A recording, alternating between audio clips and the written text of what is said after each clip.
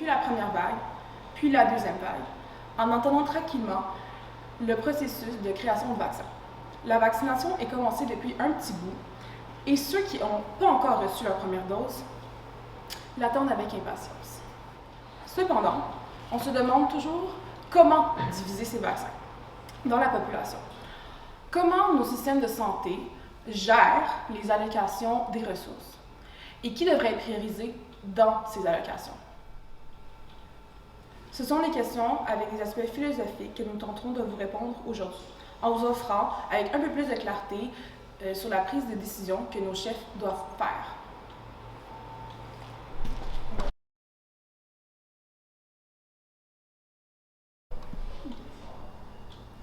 Si on pouvait suivre le plan d'action d'une ancienne pandémie mondiale, comme par exemple celle de la grippe, on le ferait. Mais chaque virus amène des contraintes différentes. Par exemple, dépendamment du virus, une partie de la population pourrait être affectée plus que l'autre. Aussi, le monde, notre société est rendue à un point différent. On a des ressources médicales différentes, on a aussi une population différente. Donc, on doit adapter le protocole qu'on connaît déjà à notre mode de vie d'aujourd'hui.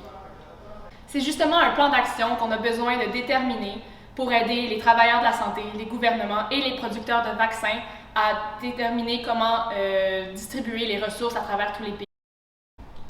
Les personnes qui prennent leurs décisions doivent présenter un processus de réflexion clair et transparent, tout en incluant les personnes les plus touchées dans la prise de décision et doivent prouver qu'il n'y a pas de corruption dans celle-ci. Par exemple, les dirigeants ne peuvent pas prioriser leur famille, ni leurs amis, ni les gens qui ont les moyens pour se payer des traitements. Les preneurs des décisions sont autant responsables de leurs mauvais choix que leurs bons. Mais alors, sur quel principe devons-nous baser notre décision? On pourrait viser l'égalité et donner la même importance à toute vie. Cependant, avec ce principe, on favoriserait un processus de loterie ou de première vie, premier servi, et ça ne fonctionne pas tout le temps. Il faudrait alors trouver des raisons pour justifier une certaine priorisation des ressources. Un autre principe serait celui de l'utilité.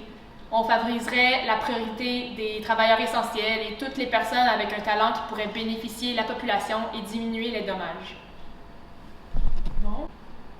Un dernier principe serait celui de prioriser les plus démunis, donc autant ceux qui sont le plus à risque de tomber malades que ceux qui côtoient le plus le virus. Ces principes peuvent être mélangés et associés, tout dépendant de la phase de la pandémie. Au Québec, nous avons décidé de prioriser les aînés et ensuite les travailleurs essentiels. Mais dans un pays où la population est plus jeune et compte moins de travailleurs essentiels, les principes suivis seront différents. Pourtant, les producteurs de vaccins doivent faire en sorte que l'allocation des ressources pour tous les pays soit efficace et bénéfique à tout le monde. Ils ne peuvent en effet prioriser leur pays, ce qu'on appellerait du nationalisme vaccinal. Les pays sont également vulnérables à la COVID-19 et ont une responsabilité partagée, ancrée dans la solidarité, de collaborer mondialement à atténuer l'épidémie, écrit l'Organisation mondiale de la santé. L'Association américaine d'avancées scientifiques, ou l'AAAS, propose dans leur magazine de sciences un modèle de priorité équitable.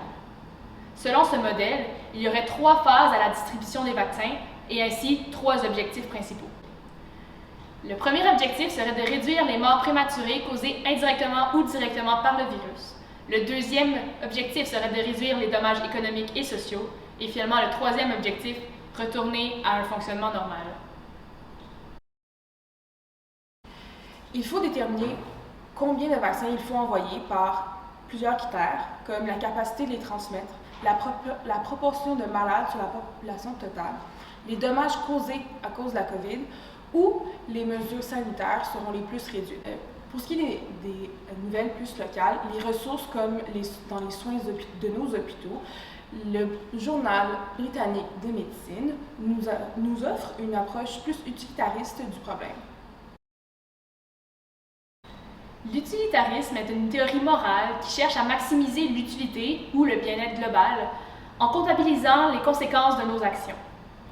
Par exemple, un travailleur de la santé qui doit choisir rapidement à qui donner un traitement, il faudrait que la personne suive ce qu'on appelle l'utilitarisme de la règle et donc suive une règle de triage préalablement déterminée pour ne pas juste se fier à l'intuition. Pour déterminer ces règles, il faut prendre en compte plusieurs critères. Le nombre de ressources disponibles, la durée du traitement, la probabilité de survie dans le but de maximiser le nombre de patients soignés. On ne priorise donc pas ceux qui sont le plus mal en point, mais ceux qui vont guérir le plus rapidement. La longévité et la qualité de vie sont des critères importants pour déterminer ceux qui sont mieux placés à être soignés. Le bénéfice social priorise ceux qui sont plus aptes à offrir à la société et à soigner d'autres. C'est pourquoi les utilitaristes se basent sur des informations scientifiques et encouragent l'accélération des recherches afin de créer de meilleurs plans d'action pour aider la prise de décision rapide. Finalement, il y a plusieurs manières de procéder à l'allocation des ressources. Il faut juste avoir un système juste qui bénéficie à un plus grand nombre. Maintenant, assurez-vous de partager l'information pour contrer la désinformation.